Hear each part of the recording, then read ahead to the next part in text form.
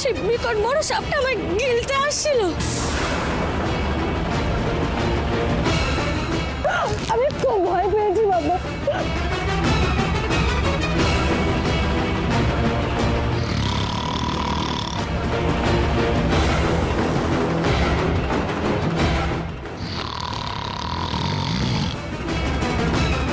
কিন্তু ও তো অঘরে ঘুমোচ্ছে।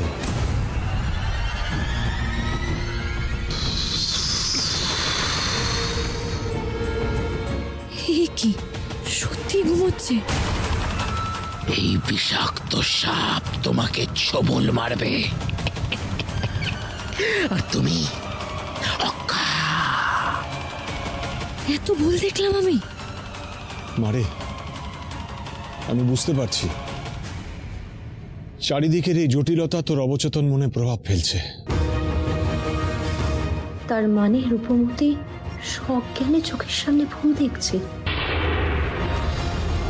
সব ঠিক হয়ে যাবে, তুই চিন্তা করিস না। পরমা, তুমি রূপমতিকে তোমার ঘরে নিয়ে যাও। হ্যাঁ মহারাজ, আপনি একদম চিন্তা করবেন না। আজ রূপমতিকে আমি আমার নিজের কাছে রাখবো। চল মা, ভয় পাস না, মহারাজ আছেন, আমি আছি, কিচ্ছু হবে না তোর, একদম ভয় পাবি না মা।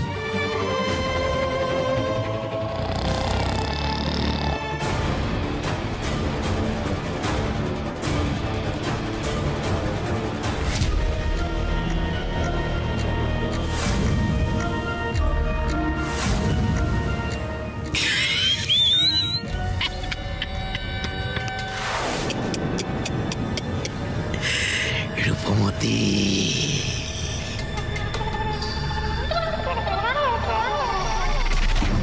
সত্যি ঠিকই বলেছ বন্ধু।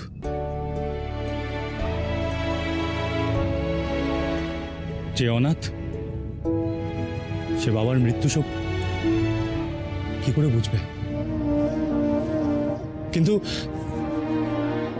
কিন্তু সর্দারের মৃত্যুতে আমি তোমার চাইতে কিছু কম শোক পাইনি দেবদত্ত। কিরাত সর্দার আমার কাছে আমার বাবার চাইতে কিছু কম ছিলেন না। না না বন্ধু, আমি আমি তোমাকে সেটা বলতে চাইনি।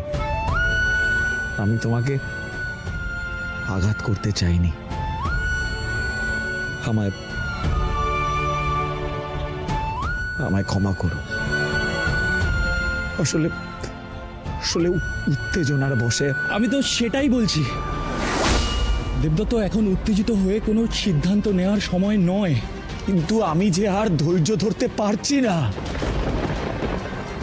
নিজের বিবেকের কাছে আমি আমি কি উত্তর দেব?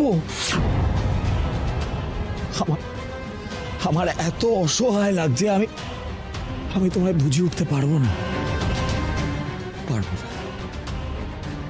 বেশ বেশ দেবদত্ত, আজই যখন প্রাসাদে যাবে বলে মনস্থির করেছ তখন তাই হবে।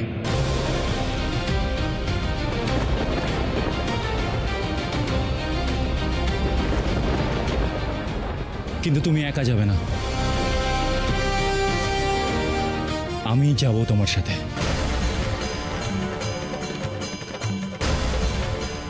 কিন্তু কিন্তু ওখানে যে অনেক বিপদ।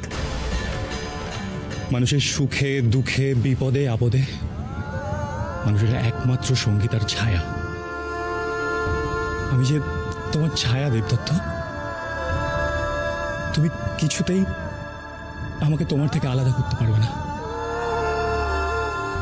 কিছুতেই না।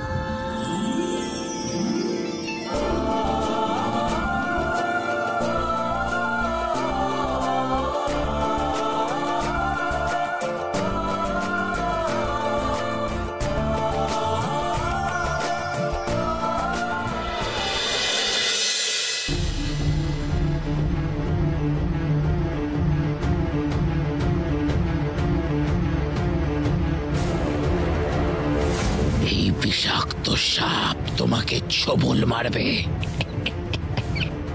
আর তুমি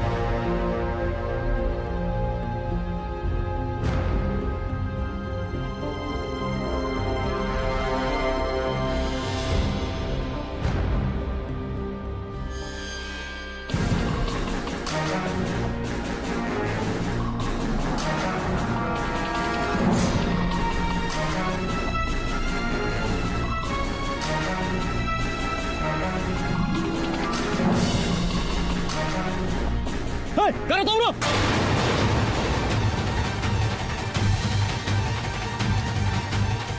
সাবধান, এক পা এগোলেই প্রাণ নিয়ে আর ফিরে যেতে পারবে না তোমরা। কারা তোমরা? কোথা থেকে আসছো বলো। এই!